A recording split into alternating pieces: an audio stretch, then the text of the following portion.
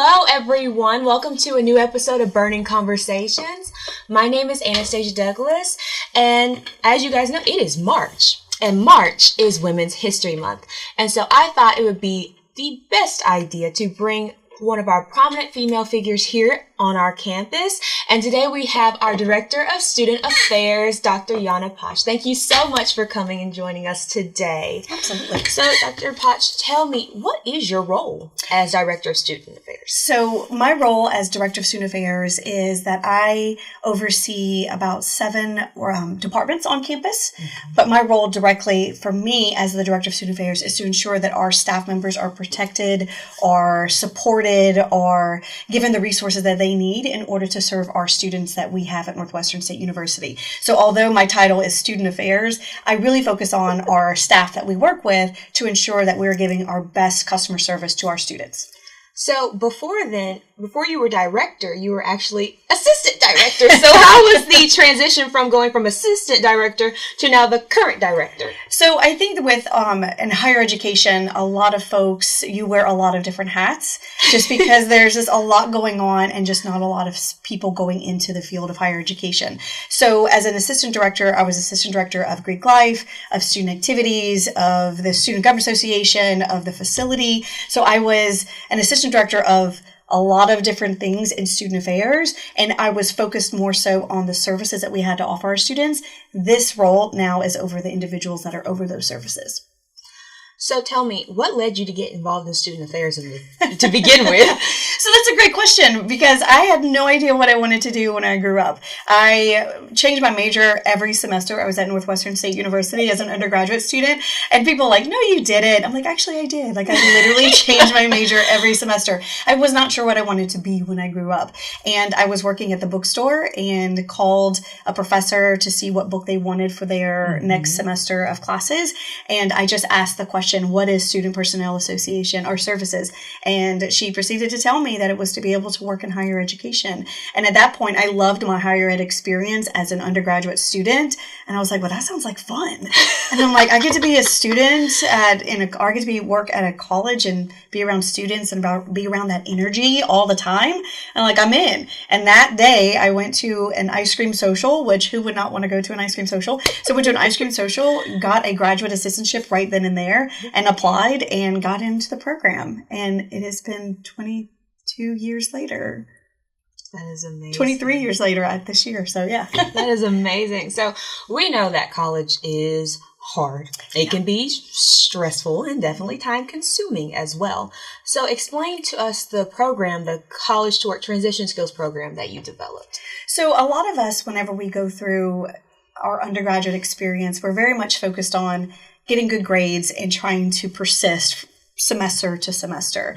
Well, we want to ensure that our students are ready to face the world of work outside of Northwestern State University or outside of that bubble that they are very much protected in. We have all these resources at the tips of their fingers that they can utilize. But whenever you get into the real world, sometimes those resources aren't readily available. So we created, my good friend and I, Dr. Lee and I now, we created the class to the transition from college to the work field.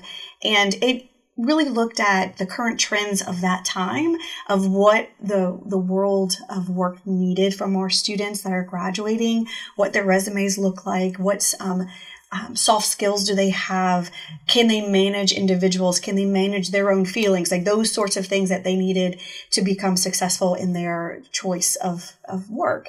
And we sort of created the class to kind of give them step-by-step process on how to do that, how to build a resume. Like, you still have time, like this is your last year. What do you need to build up that resume? So it was a really fun way to sort of be part of a class that Kirk and I were in. It was a really fun way to sort of go through those current trends, but I think it was really helpful, and I'm hoping it's still going on at Northwestern. So tell us, how do you balance the different student needs, the different departments here on campus? Because I know that's probably a challenge some days. It is. Balance, not just at work, but I think work-life balance is very important for anyone in higher education. Whenever you sort of put out those fires you have to sort of prioritize what the main issues are, the main challenges right then and there that need your attention, and really figuring out what what is the most important to tackle. But I also feel that you have to surround yourself with good people that you trust. And in higher ed, we are, like I mentioned, we're all wearing different hats at different times. Mm-hmm. So if something is really important for our first year experience and they're going through a busy time, and someone else that could be cross-trained to kind of assist and take that burden off, then we sort of lean on our staff members in that way, because we know that we're all in it for the same reason. We're here to make sure our students have a great experience.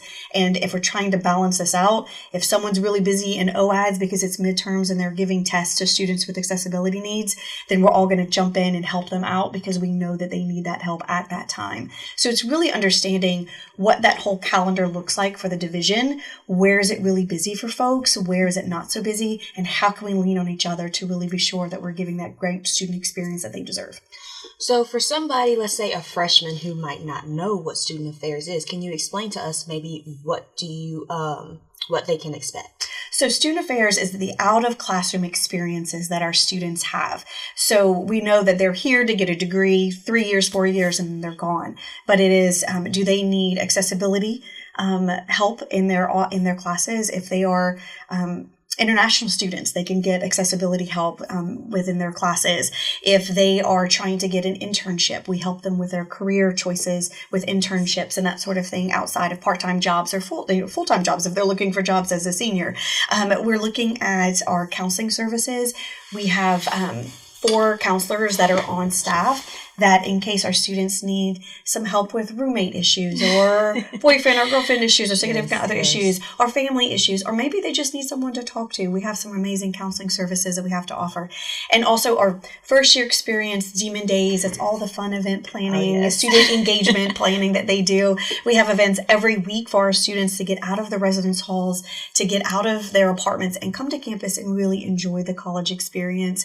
We also have our health services department. So in case they get sick, they have someone to go to actually go and get some medical help, because sometimes mom and dads are not here or aunties and uncles are not here. So we have our health services department. And then of course we have our student support services, our TRIO, which is our first generation low income college students that may need a little bit of help, because I was a first generation college student. I did not know the landscape of our college experience. I didn't know what questions to ask or who to go to, what resources are there. Mm-hmm. TRIO is that safety net for those students who are first generation.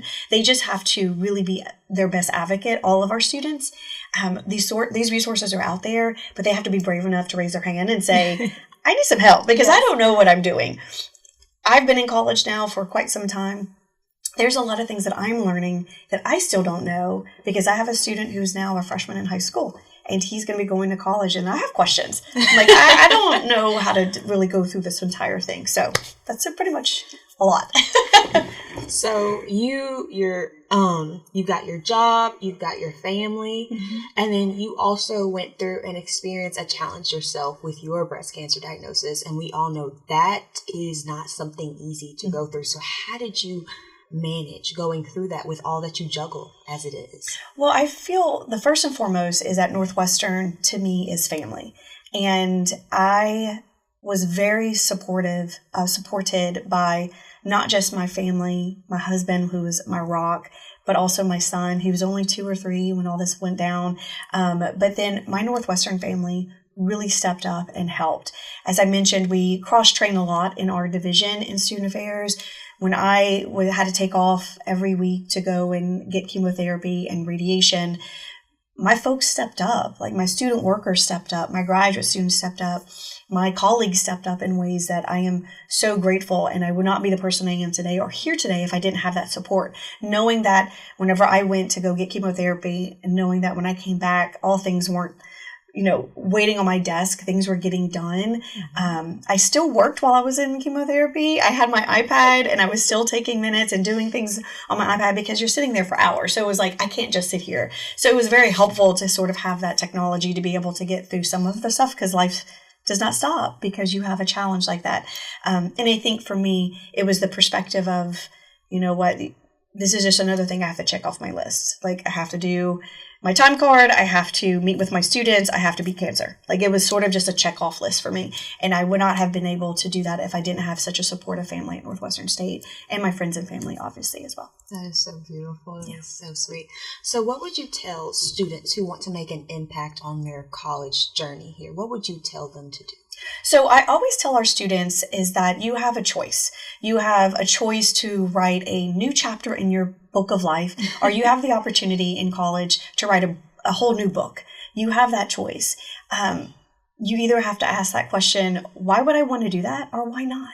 So the experiences that are out there, the opportunities that are out there, the sky is the limit. Sometimes we have to get out of our own way in order for us to accomplish what we can accomplish, but sometimes we're just a little too afraid. So be your best advocate. Go out there, ask that question. Why not go do that? Why not go and sit on a podcast and see what we can do? Why not join that organization? Or why not go and sit at a tabling event to really talk about what I'm very much passionate about? I was on the rowing team, so I could talk to you about rowing, all things rowing. Now, I haven't been in a boat in years, but I still know how to do it because it was my passion. Didn't know it was my passion until I said, sure, I'll join the rowing team. So it's one of those things that just be your best advocate, ask those questions, and especially ask that question, why not try something new?